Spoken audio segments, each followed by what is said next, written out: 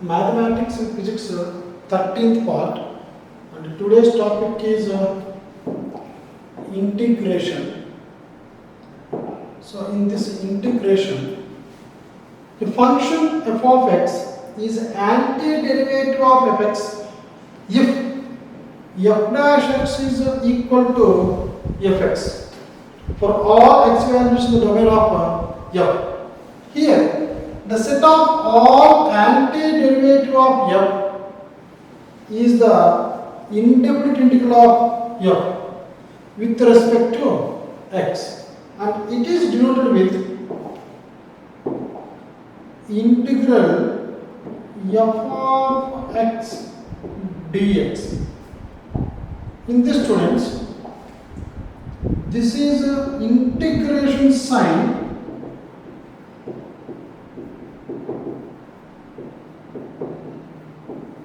We call this as a integral. This is a symbol for integration. So we call this as a integral of f of x dx. And here, this is the variable of integration. X is a variable of integration, and here this is called integrand of the integral. Now, for example, if you take f of x is equal to x cube, this is a given function, and we can generally write as y is equal to x cube and f of x is equal to x cube. Now, if you differentiate this one, f of x, f dash x is given by 3x square.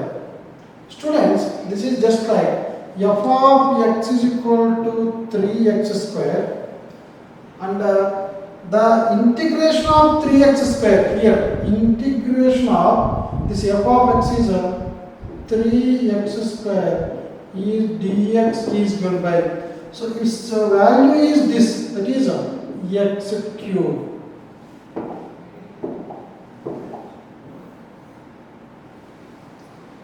Now this is integral symbol, this is integrand, and this is the variable here, x is the variable. Now in this the general formula for this one is given by general formula of integration is given by integral x power n dx is given by x power n plus 1 by n plus 1. In differentiation, students, we are reducing the power by 1, but here we are increasing the power by 1 because this is an anti-derivation. That's why their power was reduced by 1, here power is increased by 1, and then the resultant is multiplied by the original power in the question, but we are dividing this result with n plus 1. So this is the general expression for integration. Suppose if you take integral 2x dx, evaluate integral 2x dx. Now the given function is integral 2x dx. That means we are integrating 2x with respect to x. So we are integrating 2x with respect to x. Students, what is the answer for this one? This will become x square only. But students, x square derivative is 2x, we know that one. But the x square plus the other one will be c. So we will get another constant here, y. You please check it. Suppose if I take this may be, this may be,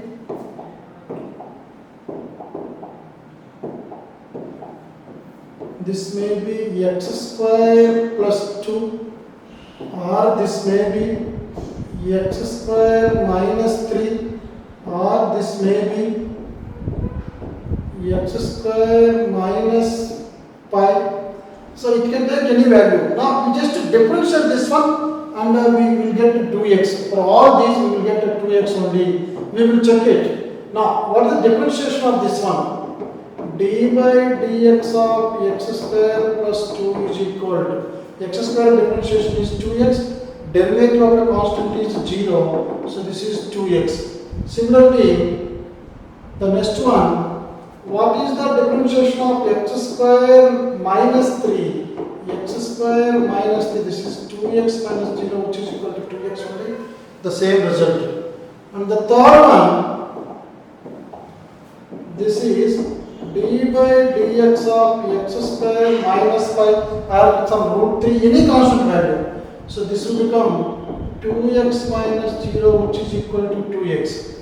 That means whenever a function is given like this, and the general formula now we will change it, integral 2x dx is equal to x square plus some constant c. The constant c may take any value, any possible value. That's why the general formula now we are changing this as integral f of x dx is given by this function. We can write f of x plus c. This is the value, this value, and a constant value followed by a constant value.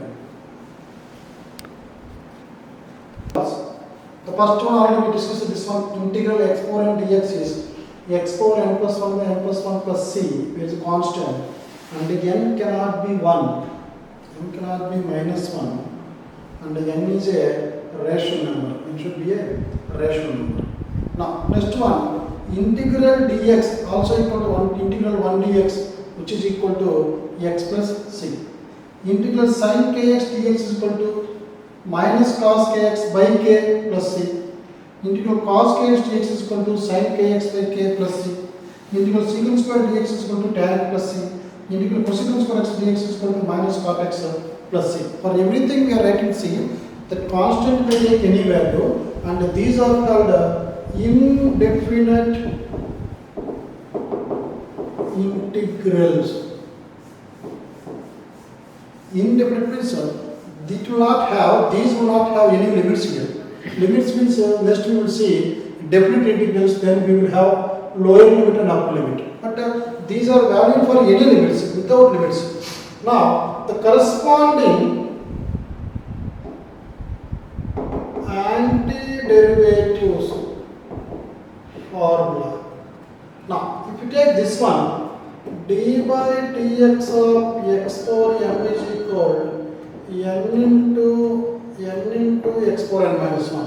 If you take this one, students, d by dx of x power n plus 1 by n plus 1 can be written as, first bring the constant outside, 1 by n plus 1. This power reduces by 1, so x power n plus 1 reduced by 1. Multiply with the power given here, this power is n plus 1. These two get cancelled, power get cancelled, this is x power n. This is what we are getting here, x power n. That means, if you take this one, result of integration, if you differentiate this one, you will get the integration. So, most of the questions in early stages as well as in the later stages also, the final result can be differentiated to get the integration. Similarly, integral for this one, d by dx of this x is nothing but dx only. Now, because this is equal to d by dx is 1, so this is what the root 1 dx. Next one, d by dx of minus cos kx is equal to derivative of cos x is minus sin x, derivative of minus cos x is equal to minus of minus kx, but they have given by k, so here I have to bring this 1 by k. Derivative of sin kx, once again k get cancelled, minus of minus plus, so you will get to sin kx. This is what we get this function. Similarly, derivative of sin x is cos x. Derivative of tan x is d by dx of tan x is equal to secant square x. Similarly, derivative of x is equal to cosecant square x. Integration. Students, the most important formula for the general formula for integration is, I am writing here, integral of x power n dx can be written as x power n plus 1 by n plus 1. Now, based on this formula, we are going to solve this problem. Integral 1 dx. This is nothing but integral 1 into dx is 1 dx. Now, you can see this one, integral 1 dx. This is a derivative of this integration and this is a dx. Integration is nothing but antiderivative. So this is antiderivative of dx. So derivative and antiderivative both cancel each other. The remaining thing is this is equal to x only. This can be written as integral dx can be written as 1. This can be written as x. Integral dx is equal to x because this is what we got. The antiderivative and the derivatives will get cancelled and remaining term is x. But please remember to write constant here every time. So integral of dx is x plus c. What is the meaning of this integral? Integration of dx. The meaning of this question is integration of dx. Integration means adding. So we are adding so many dx's together. So we get dx plus dx plus dx plus dx plus dx. That means we are adding small, infinitely small values of x, dx, dx, dx, dx, dx, dx, dx together, and finally we will get a big X. That is the answer here. Integral of dx is equal to x. That means when we are adding infinitesimally small dx values together, we will get the big value x. The second one, if you observe this diagram clearly, this formula clearly, in this formula we have integral x power n dx to x power n plus 1 by n plus 1. So in this case, if it is n,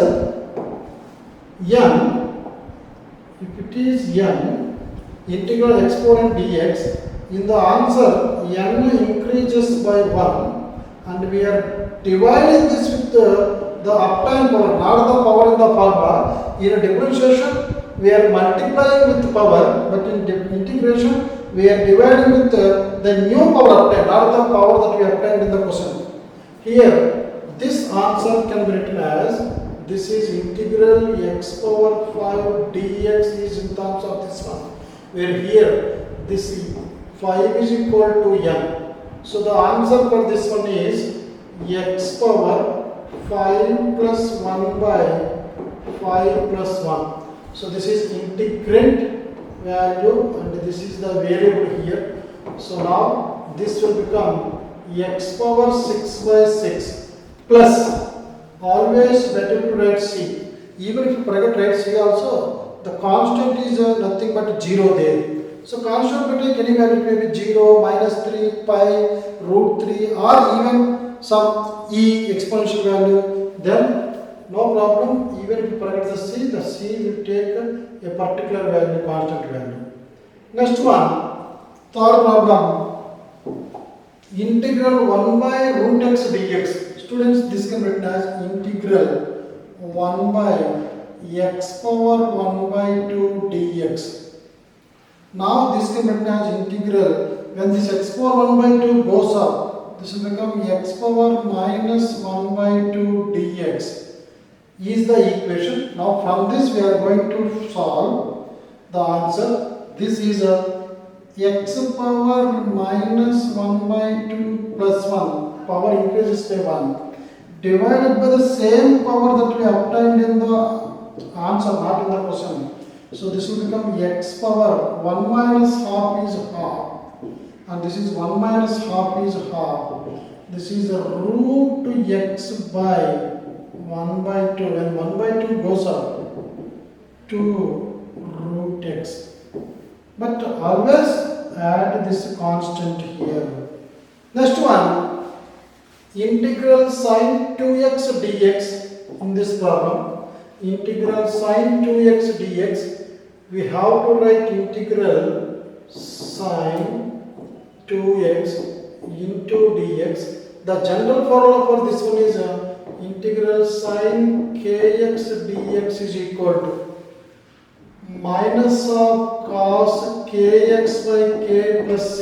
So the answer is minus of cos 2x by 2 plus this is c. And if you want to check it, students, and if you have any doubt in this one, what we can do, this is the answer that we obtained here. This is the answer. If you differentiate this one, with respect to x, you should get this integrand. We will check it. In this, d by dx of minus cos 2x by 2 plus c. This is 1 by 2 minus 1 by 2 d by dx of cos 2x plus d by dx of c. Derivative of c is 0, that is over. Now the remaining terms is minus 1 by 2. Derivative of cos x is minus sin x. And the chain rule, according to chain rule, once again we have to differentiate this 2. This will become 2. This 2 to get cancelled. Minus of minus plus. So the answer is sin 2x. This is what we obtained here. This is the fourth problem. Now the next problem, cos x by 2 dx. And the general formula, integral of cos kx dx is equal to sin kx by k plus the constant c. Now here in this case we are going to use the same concept. Integral of cos x by 2. This is k is 1 by 2 here. So what we can write now? Sin, in place of k you can write 1 by 2 into x by, and denominator is k, and k is 1 by 2 here plus c. This 1 by 2 goes up 2 sin x by 2 plus c. This is the answer for this one. Integration. The first one, constant multiple rule. In this, students, a function is an antiderivative of a constant multiple k of a functional. That is k times of functional, and this is antiderivative. Only if and only if it is k times of a antiderivative of f. K times of antiderivative of that function. For example, integral 5 x power n dx is equal to 5 times of x power n dx. So whenever a constant is there, you can bring it outside, and this is correct only if it is 5 times of this integral x power n. And the answer for this one is 5 x power n plus 1 by n plus 1. This is the answer. Now this one, second rule, sum and difference rule in integration. A function is an antiderivative of sum or difference of this f plus or minus g. It may be f plus g or f minus g. If and only if it is a sum and difference of a antiderivative of f and the antiderivative of g. That is integral f of x plus or minus g of x dx is equal to integral f of x dx plus or minus integral g of x dx.